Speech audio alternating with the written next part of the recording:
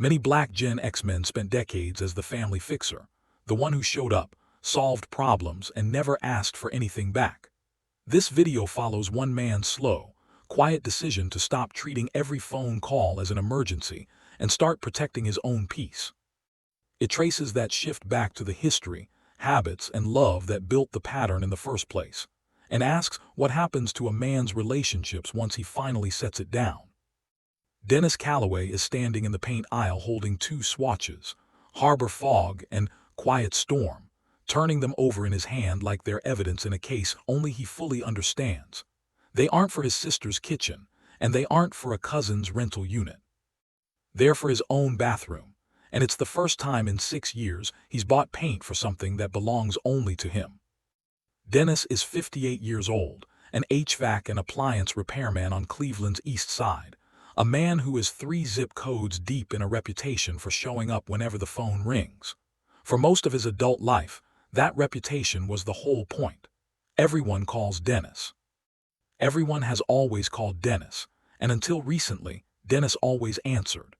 Lately, though, some of those calls go straight to voicemail, and nobody in his family can quite explain why the man who fixes everything has started leaving certain things broken on purpose. He can still hear his mother's voice from those years too, telling James at the dinner table that a man who fixes everyone's house eventually forgets he's allowed to have needs of his own inside his. His phone buzzes in his jacket pocket right there in the aisle. It's Renata, his sister, her third call of the day, something about his nephew's court fees again. He watches the screen light up, feels the old reflex rise in his chest, and lets it ring itself out anyway, setting the phone face down on the shelf beside the paint cans. If you had asked 25-year-old Dennis what he was good at, he wouldn't have said wiring or plumbing, even though he was already good at both. He would have said people, talking a cousin down off a ledge, and rewiring a fuse box in the same afternoon, treating both jobs like they came out of the same toolbox. Neighborhood schools in Dennis's part of Cleveland were already stretched thin by the time he was a teenager, and teachers who once had time to notice a struggling kid were suddenly managing classrooms twice the size they'd been trained for. That scarcity taught a whole generation of boys like Dennis a quiet lesson before they ever set foot in a workplace. Help was not something you waited for, it was something you built yourself, one favor at a time. His father, James Calloway, came up from rural Alabama as a boy, part of the tail end of the Great Migration, chasing factory work that Cleveland was still promising back then. By the time Dennis was in high school, that promise was collapsing all around them, the manufacturing jobs drying up through the 70s and into the 80s, plant by plant, block by block. So James became the fix-it man of the neighborhood instead, trading his labor and his hands for the kind of trust a paycheck alone could no longer guarantee anyone. Dennis learned early, without anyone ever saying it out loud, that fixing things was how Calloway men said, "I love you," when the words themselves felt too big to hand over. A leaking faucet repaired at midnight meant more in that house than any sentence ever did, and Dennis grew up fluent in that particular kind of silence. Renata remembers it differently than Dennis does. To her, their father was simply generous, a man who gave without keeping count, and she spent years modeling her own relationship with Dennis on that same memory. He still remembers his father's toolbox smelled like WD-40 and now, and later candy, an odd little comfort he has never once been able to explain to anybody under 40. Public health researcher Sherman James spent decades studying what he came to call John Henryism, the tendency to meet chronic hardship with relentless, high-effort coping, often at a real cost to the heart. That is not a stranger's theory sitting in a journal somewhere for Dennis. That is every fixed radiator, every borrowed 20, every 2 a.m. phone call he answered without once asking who was going to fix him. He still folds his money the exact way his father did, smallest bill facing out, so he can peel off precisely what a favor costs without letting anyone see what's left underneath. At restaurants he always takes the seat facing the door, not out of fear exactly, just old habit, the seat where the fixer sits so he can see trouble coming before it reaches the table. His cousin Marcus, 41, calls when his car won't start, when the lights get cut off, when his girlfriend puts him out on a Tuesday night with nowhere else to go. For 20 years, Dennis has been the flashlight, the jumper cables, and the couch, arriving each time like it's the first time, never once keeping score out loud. Every 4th of July, the Calloway cookout runs on the same unspoken schedule it's run on for 30 years. Somebody's grill won't light, somebody's screen door won't shut, and everybody just assumes Dennis will wander over before dessert. He usually does, tools already in the truck bed before anyone's finished asking. A running joke in the family that Dennis shows up to holidays dressed for a service call. In the barbershops on the east side, they still call him Deacon Dennis, though he has never preached a sermon in his life, not one, not even at a funeral. A man who solves problems without complaint eventually starts to look like a kind of ministry to the people around him, whether or not he ever wanted the collar. His ex-wife Yolanda used to joke that he proposed marriage the same week he replaced her mother's water heater, and she was never fully sure which decision came first in his head. There's a particular kind of tired that doesn't show up on a blood pressure cuff, the kind that lives behind the eyes of a man who has spent 30 years being everyone's first call and nobody's priority. The joke got less funny the longer they stayed married, because Yolanda slowly noticed that Dennis showed up for everyone's emergency except the quiet, ordinary need to sit and be asked how his own day went. She used to say it plainly near the end, "I don't need you to fix my sink, Dennis. I need you to sit still long enough to talk to me." Yolanda didn't leave over one argument. She left slowly, the way a house loses heat through a door left open a crack small, unnoticed, until the whole place is finally cold. By the time she said the word divorce out loud, Dennis realized he could tell you the maintenance history of every appliance in that house, and almost nothing about what scared her at night. Fixing became the only language Dennis fully trusted for love, because it was provable in a way feelings never seemed to be. A working furnace doesn't lie to you. The strength in that was obvious to everyone watching from the outside.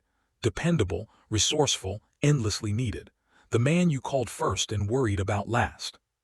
The cost was quieter and lived entirely on the inside, where accepting help himself felt uncomfortably close to admitting the machine was broken, and Dennis had not built his identity to be broken.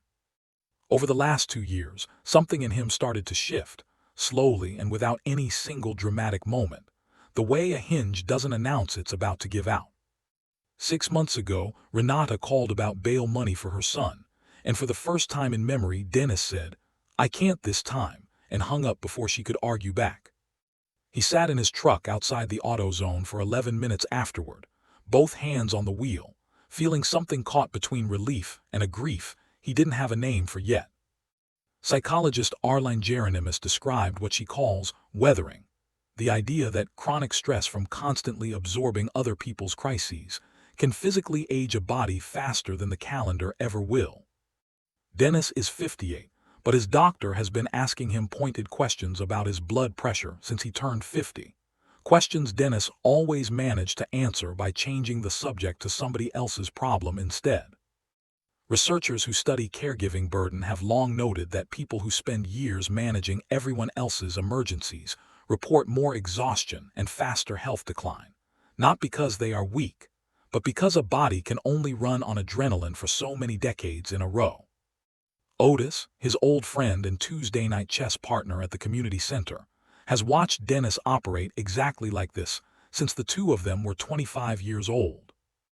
Otis moves a rook without even looking up from the board and says, "You know you're the only man I know who apologizes for not carrying somebody else's weight." Dennis doesn't answer right away. He studies the board the way he studies a busted compressor, looking for the one part actually failing instead of the 10 symptoms it keeps throwing off. Otis lost his own wife to cancer 11 years ago, and he tells Dennis, when the mood is right, that grief taught him the one lesson nobody teaches fixer men early enough. Some things don't get repaired, they just get carried differently. In Gen X black households like the one Dennis grew up in, there was rarely ever a phrase for boundaries. There was only family, and family meant you answered when called, full stop. No follow-up questions asked. The American Psychological Association's research on traditional masculinity norms has repeatedly found that men raised to equate their worth with their usefulness often struggle to separate helping others from earning the right to simply exist in the room. Nobody ever told 8-year-old Dennis that directly, not once, but he absorbed it anyway every time his father got praised for fixing a neighbor's porch and never once got praised for resting. What looks to his family like Dennis changing, getting distant, getting short on the phone, staying quiet a beat too long before answering, is not him caring less about any of them. It's the opposite. For the first time in his adult life, Dennis is caring about himself with the same seriousness he has spent 40 years caring about everyone around him, and that reallocation looks, from the outside, exactly like abandonment.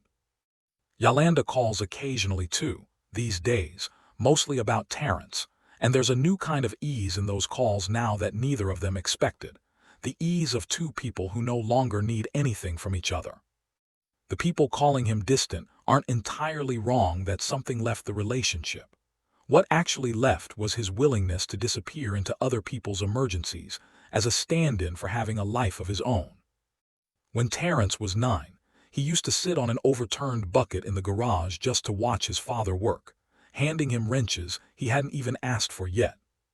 What Terrence actually wanted back, then, wasn't the wrench handing itself. It was 15 uninterrupted minutes of his father's attention, which the garage gave him more reliably than almost anywhere else in the house. His son Terrence, 29, calls asking for $200 toward a car payment, the same way he's asked a dozen times before, expecting the same automatic yes. Dennis says yes, but he also adds calmly, without any heat in his voice, "This is the last one till you show me a plan," a sentence his own father never once said to him. Terrence goes quiet on the phone, not from anger, but because he has never once heard his father draw a line before, and it quietly rearranges something in how he sees him. Hyperindependence gave Dennis a reputation as the most reliable man in 3 zip codes, a title he wore without complaint for 30 years running. Dennis has never once said any of this out loud to Marcus, but he thinks it constantly now, weighing every incoming call against the quiet math of what it will cost him this time. The cost is that almost nobody in his life has any practice needing him for something that isn't an emergency, because he never gave anyone the chance to try. Renata still texts him screenshots of leaking pipes the way other people text good morning, an ordinary Tuesday ritual built entirely around someone else's plumbing.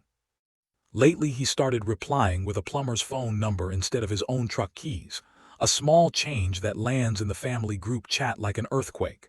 "You used to just come," she says, more hurt than angry.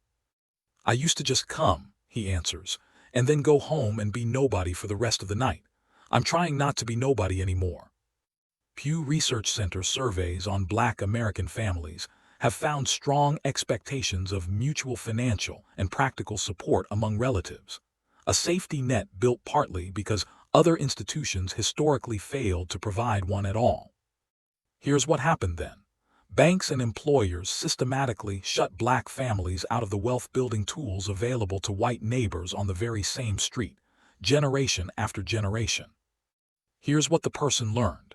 Families like the Calloways built their own safety net out of labor, favors, and each other, because there was no bank standing behind them the way there was for other families nearby. Here's how that behavior helped them. That homemade safety net kept people housed, employed, and out of worse trouble more times than Dennis can even count on both hands. It is not a myth passed down for comfort. It is the actual reason half his family survived layoffs, evictions, and the slow collapse of a city that used to promise them steady work. Here's how it became automatic. A system built for emergencies doesn't know how to switch itself off once the emergency has passed, and Dennis has been running the emergency system for problems that were never truly emergencies. Here's how the environment changed. Dennis is no longer the 25-year-old with more energy than obligations. He's 58, managing his own blood pressure medication, and a body that finally sends him bills the younger version of him never had to pay. Here's why the old behavior stayed. Habits built to keep a family alive simply don't come with an expiration date printed anywhere on them, and nobody ever hands a man like Dennis a retirement plan for being the fixer. Federal Reserve data on household wealth has shown for decades that the typical black family holds a small fraction of the wealth of the typical white family, a gap that widens, not narrows, with every recession that comes through. Marcus, for his part, doesn't fully understand the shift yet, and some weeks he tests it, calling twice in one night just to see if the old Dennis will answer if he tries hard enough.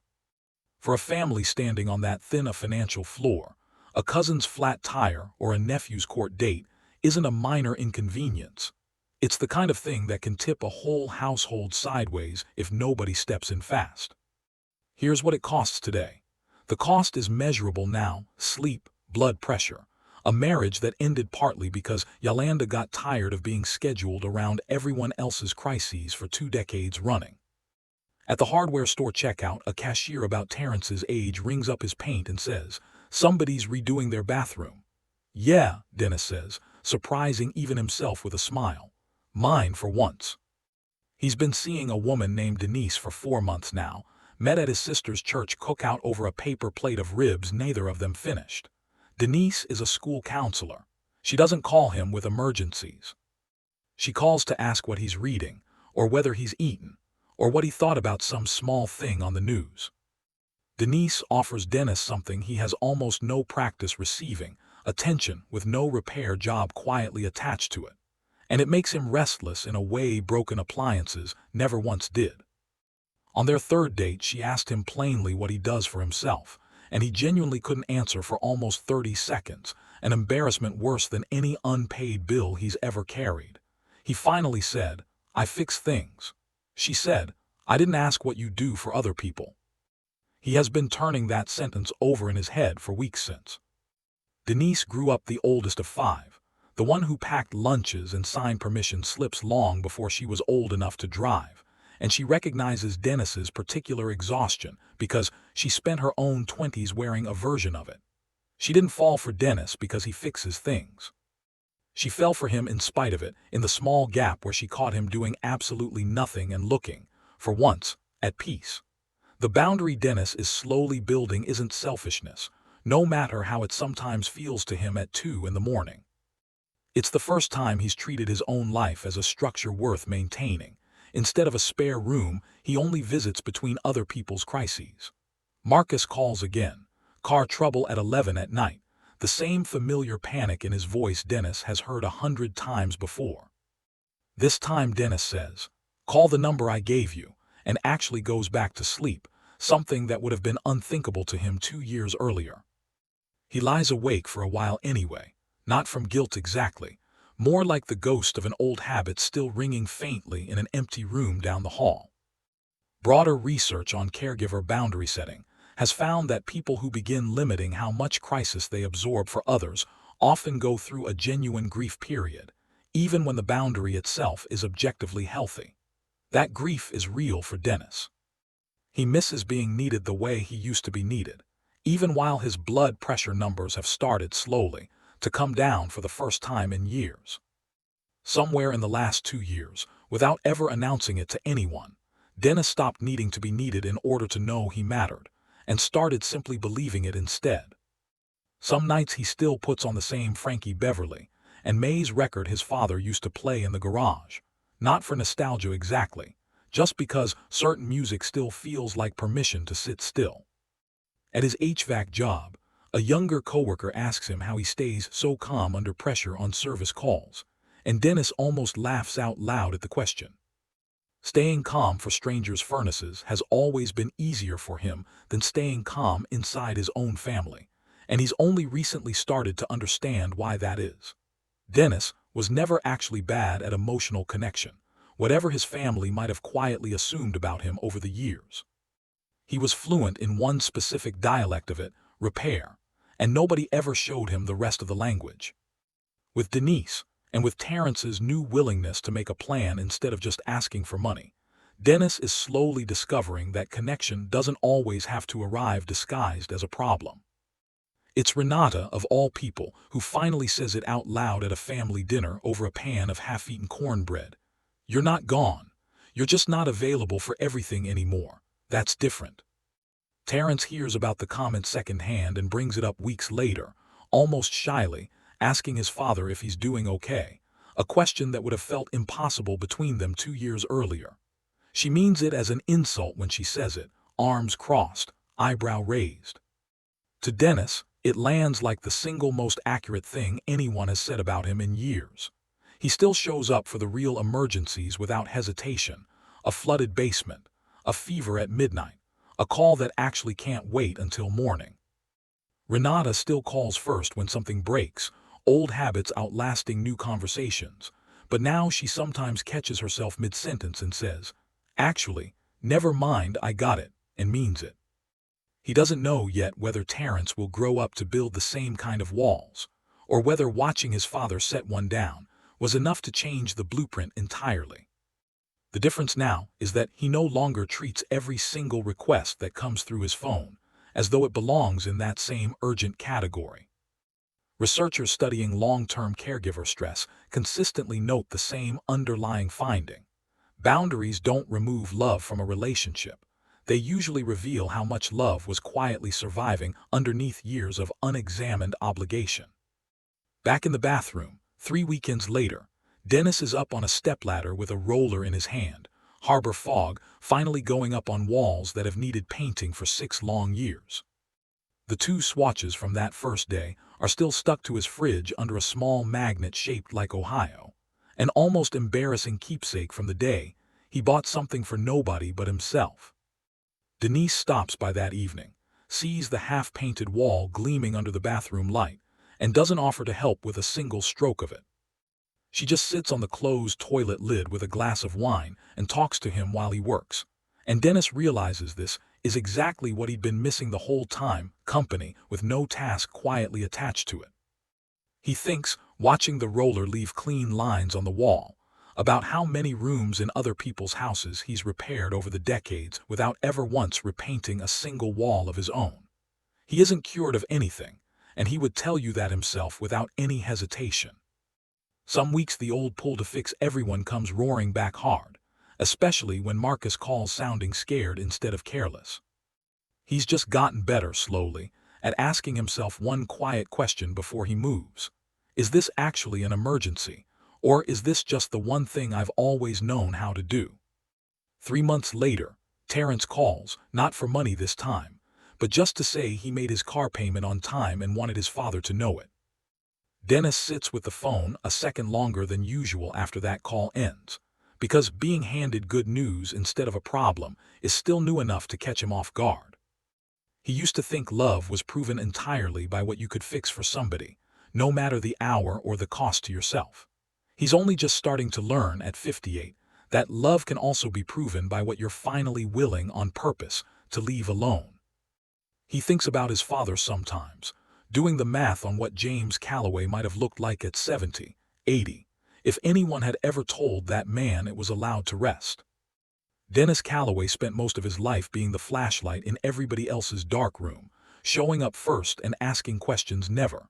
It took him 58 years to realize he was allowed to turn that same light, just once in a while, back on himself. If you know a man like Dennis, the one everybody calls the second something breaks, the next video looks at exactly what happens to that role once he finally, quietly, gets tired of holding it.